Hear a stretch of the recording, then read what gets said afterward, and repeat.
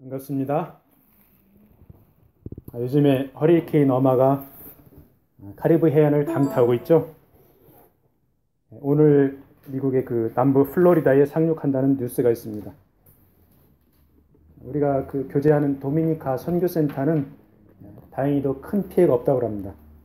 근데 IT 교민들한테 이제 그 피해가 있나 없나 그 신성교사님이 전화로 알아본다고 그랬는데 이렇게 이야기가 없는 걸 보면은 아마도 엄청 큰 피해는 없는 것 같습니다. 허리케인 앞에서 속수무책인 사람들, 피해를 보는 사람들 생각하면 참 안타깝죠. 이런 분들을 보면서 우리도 도와줘야 된다 이런 마음이 들었습니다. 도울 수 있는 환경이 되면은 하나님께서 허락하시면 같이 돕기를 바랍니다.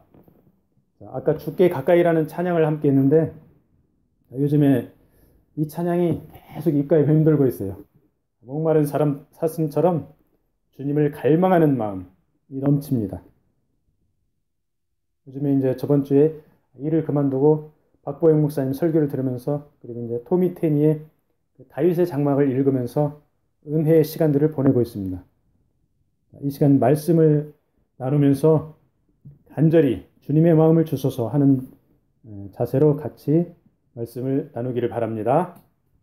오늘 말씀은 요셉에게 보복을 당할까봐 두려워하는 그 형들과 그들을 안심시키는 요셉에 관한 말씀이죠.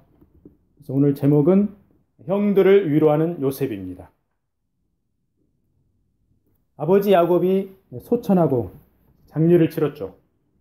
자, 이제 애굽에 살고 있는 그 주거지 고센 땅으로 돌아오자 형들의 마음이 불안이 찾아왔습니다. 지금 주가 생각이 난 거죠. 동생 요셉을 옛날에 죽이려고 했다가 안 죽이고 노예로 팔아먹었는데 지금은 이 동생이 애굽의 총리가 되었어요. 이 동생한테 식량도 없고 이 동생을 통해서 살 수 있는 그 땅도 제공을 받았습니다. 자, 상황이 어떻습니까? 동생한테 얹혀 사는 그런 상황이 됐죠. 그래서 옛날에 동생한테 한 짓이 있어서 마음이 불안합니다. 15절에 보니까 요셉의 형제들이 그들의 아버지가 죽었음을 보고 말하되 요셉이 혹시 우리를 미워하여 우리가 그에게 행한 모든 악을 다 갚지는 아니할까 하고 이렇게 불안한 마음이 생기죠. 요셉을 미워하여서 요셉에게 해를 끼쳤는데 동일하게 요셉이 우리를 미워하면 어떡하나 그런 불안한 마음이 생긴 거죠. 자, 불안한 마음이 생기면은 따라오는 게 있습니다. 그게 뭡니까? 두려운 마음이죠. 우리가 요셉을 죽이려 했는데 요셉이 우리들에게 그대로 갚으면 어떡하지? 두려움이 뭡니까? 형들에게 찾아오는 두려움. 그리고 때때로 우리들의 마음속에 찾아오는 두려움. 이 두려움은 내가 감당할 수 없는 사건이나 사람, 기타 존재 등을 대할 때 느끼는 감정입니다. 태풍이 불어서 비가 많이 오고 집이 물속에 잠겨갑니다. 우리가 어떻게 할 수 있습니까? 아무것도 할 수가 없습니다. 속수무책입니다. 이런 대자연의 재앙 앞에 두려운 마음이 생기죠.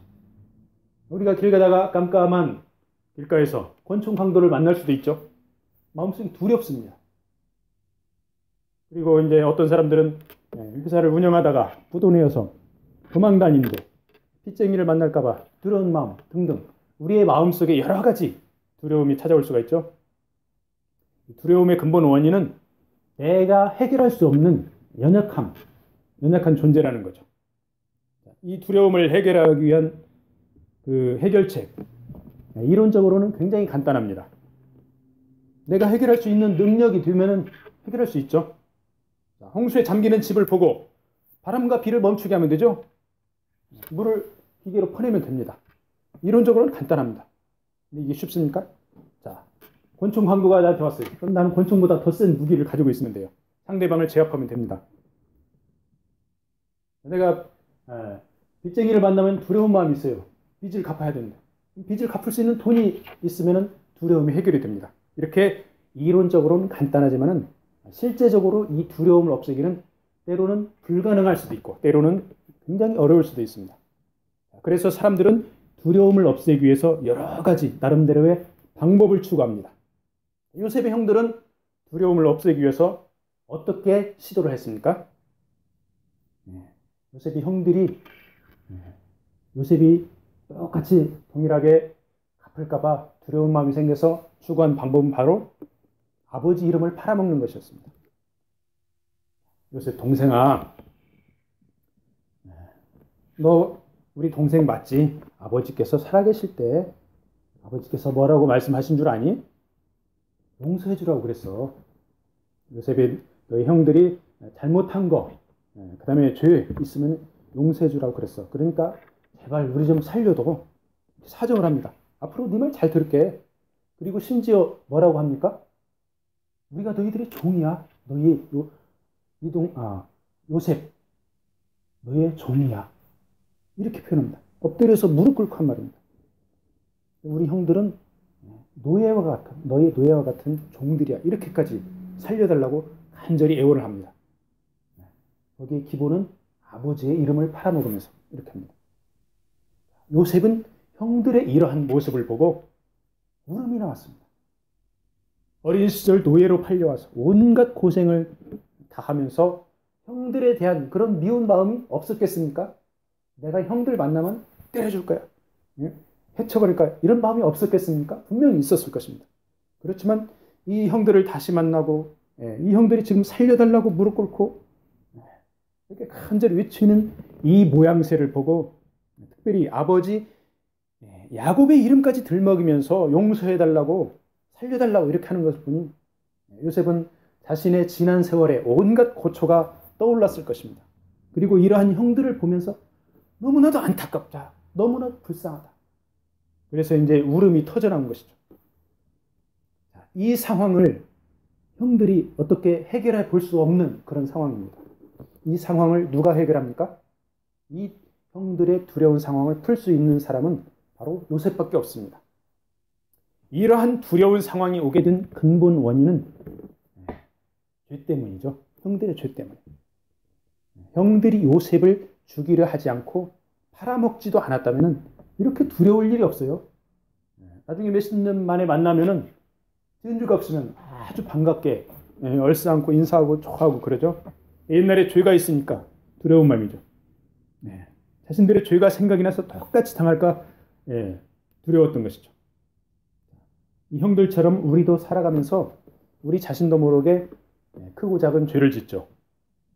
자, 대인 관계에서 죄를 짓습니다. 하나님 앞에도 죄를 짓고 또 뭐 다른 사회 조직을 향해서도 죄를 짓고 많은 죄를 저지릅니다. 사람을 향해 작은 죄를 지으면은 우리 마음속에 작은 불안, 작은 두려움이 날아옵니다. 그리고 사람들을 향해서 큰 죄를 저지르면은 큰 두려움이 생깁니다. 그래서 우리 마음에 두려움이 없으려면은 어떻게 됩니까? 다른 사람을 해치지 말아야 되겠죠. 제가 요한일서 4장 18절을 읽어드릴게요. 거기 아마 올렸을 거예요. 요한일서 4장 18절 사랑 안에 두려움이 없고 사랑 안에 두려움이 없고 온전한 사랑이 두려움을 내쫓나니 두려움에는 형벌이 있습니다. 형벌이라는 말은 퍼니시먼트라는 말입니다. 자, 두려워하는 자는 사랑 안에서 온전히 이루지 못하였느니라.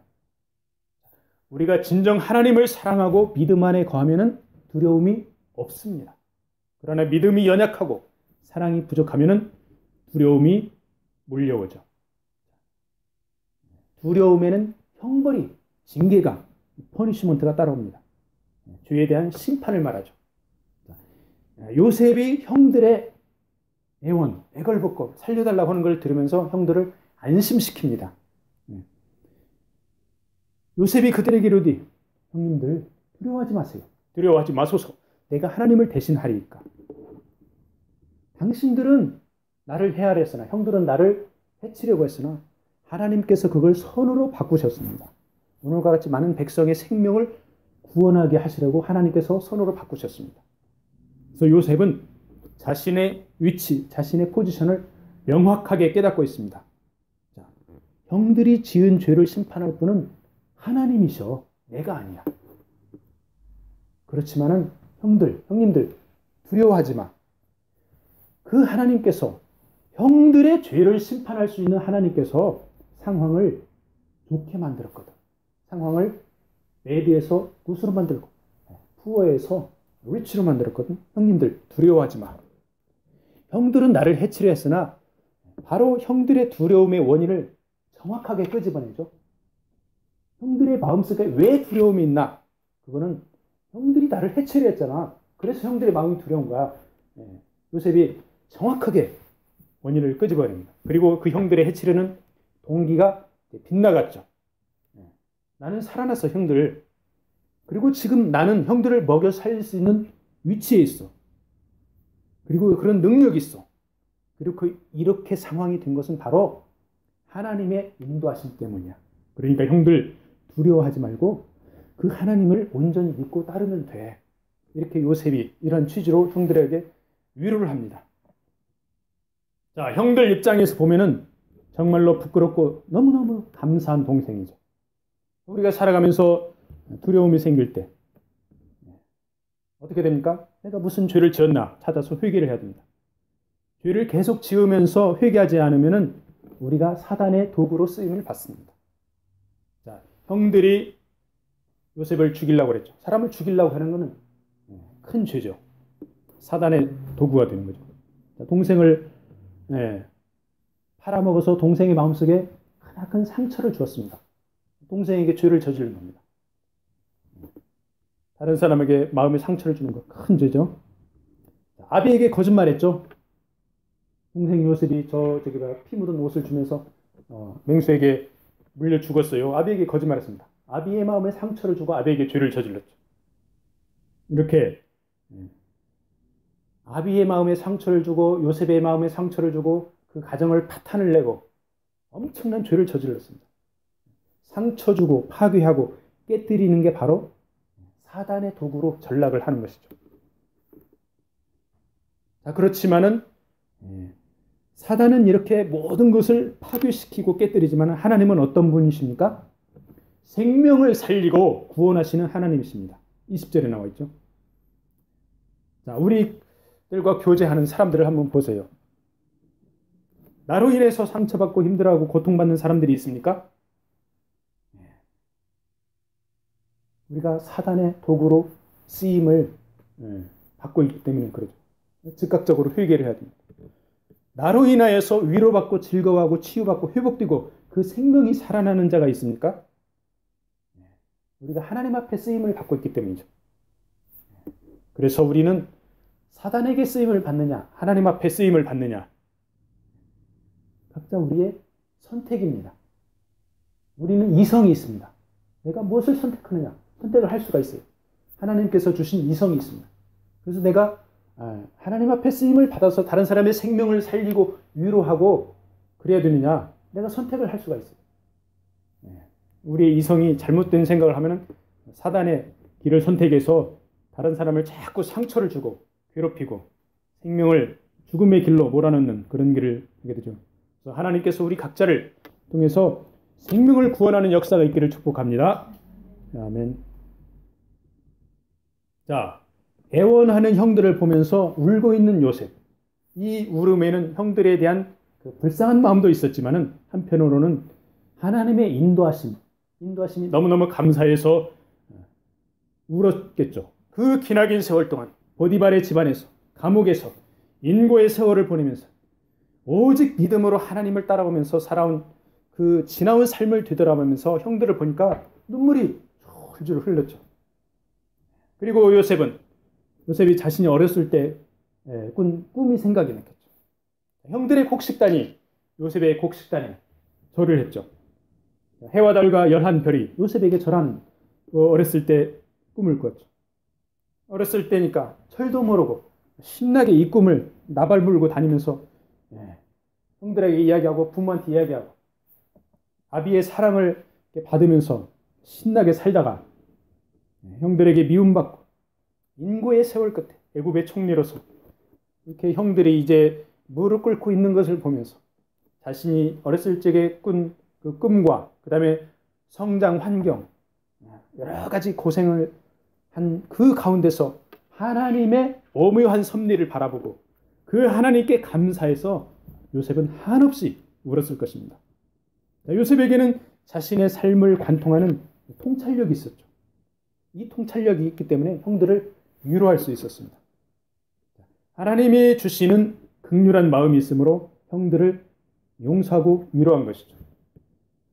오늘날 우리에게 하나님께서 크고 작은 비전을 주십니다. 그리고 우리가 용서할 수 없는 사람, 미워할 수밖에 없는 사람을 때로는 만나기도 합니다. 자, 우리의 삶을 관통하는 이 통찰력을 요셉처럼 갖기를 바랍니다. 우리 삶 가운데 역사하시는 하나님의 섭리를 바라볼 때 우리는 하나님의 마음, 아비의 마음으로 용서할 수 없는 사람을 용서할 수가 있죠. 어떤 사건 하나에 집착하는 데에서 우리가 좀 널리 바라봐야 됩니다. 그 사건과 다른 사건, 그리고 얽혀있는 사람들과 환경 가운데서 하나님의 섭리를 찾아야 됩니다. 지난 한 주간 동안 예배당 장소를 임대하려고 몇 군데를 이렇게 접촉을 했습니다. 베이뷰 글렌 처치에 메일도 보내보고, 그 다음에 이제 한국 분이 임대해 주는 데도 가보고 그랬어요. 베이뷰 글렌 처치 예배당을 크게 잘 지어놨습니다. 주차장도 넓고, 거기에 방도 많이 있습니다. 조그만 방이라도 하나 빌려주세요. 이메일을 보냈는데 그런 장소가 없습니다 하고 거절의 답신이 왔어요. 참 마음이 아팠습니다. 개인적으로 우리를 도와달라고 해서 마음이 아픈 게 아니고 하나님 나라의 관점에서 바라봤을 때 도와달라고 손 내미는 개척교회를 외면하는 이 부자 나라의 대형교회, 이러한 현실 앞에서 우리는 어떤 식으로 목회를 해야 하나, 어떤 식으로 하나님 나라를 이렇게 외쳐가야 하나, 다시 한번 그런 고민의 시간을 가져봤죠. 그래서 결론은 전적으로 하나님을 신뢰해야 한다. 사람을 의지하지 말고, 큰 건물 있는 거 욕심내지 말고 전적으로 하나님을 신뢰하자, 이런 마음을 가져봤습니다. 한편으로는 그 한국 식당 그 사리원 옆에 그 상가가 나와 있더라고요. 거기 가봤는데 그 방 2개를 예배실로 꾸며가지고 임대를 해주는 분이 계셨어요. 거기 이제 강대상도 있고 건반도 있고 의자도 쫙 있고 예배드리기에 좋은 장소입니다. 근데 가보니까 오전에 한 교회, 오후에 한 교회, 그 두 방이 나란히 있는데, 그러니까 한인교회 4군데 개척교회가 오전 오후를 갈라서 쓰고 있어요. 참 이 장면을 보고도 참 마음속에 애통하는 마음이 있었어요. 하나님의 교회들이 구멍가게들처럼 이렇게 해야 되나, 참 그런 마음속에 알지 못할 그런 애통함이 생겼습니다. 그래서 다시 한번 생각해보고, 우리가 이 캐나다 토론토 이 선진국의 도시에서 어떤 식으로 사역을 해야 되나 더 깊이 고민하고 기도하는 시간을 가져봤었습니다. 자, 요셉을 향한 하나님의 섭리는 아주 명확했습니다. 이스라엘 민족의 구원을 위한 발판을 마련한 것이죠. 우리 교회를 향한 하나님의 섭리는 무엇입니까? 개척교회들을 향한 하나님의 섭리는 무엇입니까? 갈수록 복음의 열기가 식어가는 이 땅에 선교에 불을 지피는 것이 아닐까, 이런 생각을 해봤습니다. 그렇게 하기 위해서 우리 각자가 기도와 말씀 가운데, 그리고 우리 삶 가운데서 몸부림치면서 더욱더 하나님을 갈망하고 하나님 앞에 나가야 될 줄로 믿습니다. 자, 요셉은 하나님의 섭리를 발견했죠. 그것은 바로 악한 일을 선으로 바꾸어 생명을 구원하는 하나님의 섭리이죠. 이 요셉으로 말미암아 형제들이 모두 애굽 땅 고센에 모여서 히브리 민족 번창해졌죠. 나중에 출애굽을 할 수 있는 몇백만의 인구로 거기서 성장을 한 것이죠. 이 하나님의 선하심이 바로 생명 구원의 역사로, 그리고 회복의 역사로 역사하신 것이죠. 이 하나님의 선하신 손길, 느헤미야의 예에서 한번 찾아보겠습니다. 느헤미야를 통해서 예루살렘의 무너진 성벽을 쌓을 때 하나님의 선한 손이 도우시죠. 느헤미야 2장 18절을 거기에 가득히 올려놨을 것입니다. 또 그들에게 하나님의 선한 손이 나를 도우신 일과 왕이 내게 이른 말씀을 전하였더니 그들의 말이 일어나 건축하자 하고 모두 힘을 내어 이 선한 일을 하려 하며. 그리고 20절을 한번 더 읽어드릴게요. 내가 그들에게 대답하여 이르되 하늘의 하나님이 우리를 형통하게 하시리. 아멘. 하늘의 하나님이 느헤미야와 예루살렘 성벽을 건축하는 그 무리들을 형통하게 하신다, 이 말씀이죠. 거기에는 하나님의 선한 손이 강력하게 개입하셔서 아닥사스다 왕에게 역사했을 때 가능한 것이죠. 이 느헤미야는 이 아닥사스다 왕의 도움으로 예루살렘에 가서 성벽 재건에 그 소중한 임무를 수행을 하죠. 이 느헤미야 말씀을 읽다 보면은 느헤미야가 이방인 왕에게 술잔을 올리는 그 내용이 나옵니다. 이 말씀을 보면서 참 묵상을 했습니다. 하나님을 모르는 이방인에게 어떻게 술을 올릴 수 있을까? 식당에 가서 밥 먹다가 목사님이나 장로님이 뭐 술 마시고 맥주 마시고 그러면 깜짝 놀라죠? 하나님을 모르는 이방인 왕에게 어떻게 술잔을 올릴 수가 있을까? 그냥 죽으면 죽으리라 하고 거절해야 하는 거 아니야? 이렇게 생각할 수가 있죠. 그런데 더 신기한 것은 이 이방인 아닥사스다 왕이 느헤미야를 불쌍히 여깁니다. 그리고 호의를 베풀어 주죠. 그리고 예루살렘에 가서 성벽 재건해라. 니네 민족들 도와주라. 이렇게 적극적으로 도와줍니다. 그냥 돕는 게 아니라 적극적으로 발벗고 뛰어서 이렇게 도와줍니다. 그래서 우리 사람의 선입견과 편견을 버려야 되겠구나. 캐나다 처음 와가지고 이런 편견을 가지고 있었어요. 편의점에서 담배를 팝니다. 사모님들이 편의점에서 담배를 팔아요. 어떻게 크리스찬이 저런 일을 할 수가 있을까? 차라리 굶고 말지. 이런 생각을 했어요. 그런데 상당수 목회자들이 편의점에서 일을 하기도 하고 오너로서 운영을 하기도 합니다. 그리고 어떤 분은 우리 교회에 이렇게 헌금도 해요. 이런 상황을 보면서 느헤미야가 왕에게 술잔을 올리는 것이 생각이 나더라고요. 하나님의 일을 나의 잣대로 제한하지 말자. 나의 인간적인 조그마한 생각으로 하나님의 일하심을 제한하지 말자. 나의 편견을 깨뜨리자. 이런 마음이 들더라고요. 그래서 전체적인 흐름을 보면서 하나님의 일하심을 바라보는 통찰력을 갖자. 이런 생각을 해봤습니다. 그래서 하나님의 선한 손의 궁극적인 목적지는 어디입니까? 바로 생명을 회복시키고 구원하는 것이죠. 느헤미야가 그렇게 쓰임을 받았습니다. 요셉이 그렇게 쓰임을 받았습니다.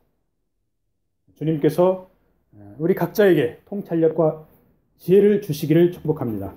아멘. 오늘 말씀을 마무리하겠습니다.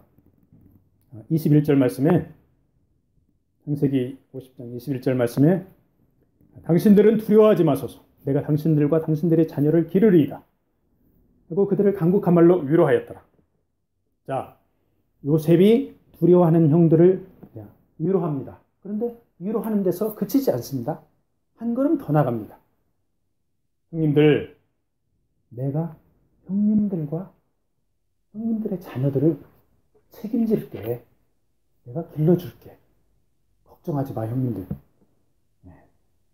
그래서 여기서 살면서 하나님을 믿는 다음 세대를 같이 양육을 해, 형님.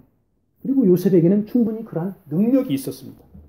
자, 하나님의 백성들을 양육시키고 번창시키기 위해서 요셉을 먼저 애굽에 보낸 그 하나님의 섭리를 요셉이 안 것이죠. 그리고 다음 세대, 젊은 세대를 양육시키고 번성하게 할 수 있는 물질과 위치를 하나님께서 주신 것도 알았습니다. 그래서 요셉은 자신의 위치와 물질 그리고 정성으로 하나님의 언약 백성을 최선을 다해서 보살필 테니까 형님들 안심하라, 이렇게 이야기한 것이죠. 이러한 요셉의 자세는 바로 하나님 안에서 관계의 회복을 가져옵니다. 가족들 간의 관계가 회복되고 이웃들과의 관계가 회복되고 모든 관계가 회복됩니다. 바로 요셉의 자세. 하나님께서 주신 그런 사랑의 마음을 품을 때 관계가 회복되는 그런 역사가 오는 거죠. 우리가 이 캐나다 선진국에 살고 있습니다. 참 상대적이라는 것을 많이 느끼죠. 여기서는 그 주류 백인들에 비하면은 우리의 위치나 우리가 가지고 있는 물질 이런 것들이 참 주류 백인들에 비하면은 보잘것없죠. 그런데 뭐 IT나 짐바브웨 이 사람들과 비교를 하면은 우리의 신분이나 물질 그들에게는 선망의 대상입니다. 바로 요셉과 비슷한 존재로 보일 수도 있다 그 말씀이죠. 그러면 우리는 요셉의 역할을 그들에게 해야 된다 그런 말씀이죠. 하나님께서 우리 각자에게 요셉의 역할을 어느 정도로 주셨으면 가난한 나라 사람들에게 그만큼 역할을 해야 된다 그 말씀이죠. 우리가 이제 일주일에 한 번씩 장을 봅니다. 자, 한번 장을 가면 뭐 100불을 쓰기도 하고 100불을 더 쓰기도 하죠. 그러죠? 이 100불이 한 번 시장 보는 비용입니다. 그렇지만 하이티나 짐바브웨, 시리아 난민들에게는 엄청난 천문학적인 그런 돈이죠. 생활비가 크게 도움이 될 수도 있고 큰 학비가 될 수도 있습니다. 요셉이 형들과 그 자녀들의 생활을 책임졌다면 우리는 최소한 단 몇 명이라도 도울 수 있는 것이죠. 그리고 우리는 그런 데를 지금 조금씩 돕고 있죠. 기왕에 돕는 김에 요셉처럼 친족이라고 생각하고 간절히 기도하고 도와줘야 됩니다. 이번에 허리케인 어마가 도미니카 아이티를 지나갈 때 그 열악한 주거 환경에 살고 있는 아이티 성도들, 이분들을 좀 도와줘야 되겠다 이런 마음이 들더라고요. 선교사님이 살고 있는 선교센터는 튼튼하게 잘 지어져 있습니다. 뭐 여기는 날아갈 것 같지도 않고 별로 걱정도 안 됐어요. 지붕이 조금 흔들리긴 했는데 근데 IT 사람들을 생각하면 참 너무너무 안타깝고 아이들을 도와줘야 된다 이런 마음이 들더라고요. 이렇게 기도하고 조그만 정성으로 그들을 섬길 때 바로 생명이 회복되고 관계가 회복되고 구원되는 그런 역사가 일어나는 것이죠. 이러한 일들이 바로 주님께서 원하시는 일인 줄로 믿습니다. 이번 한 주간도 많이 위로들 하시고 많이 회복시켜주고 세워주는 일을 주님 안에서 감당하기를 축복합니다. 아멘.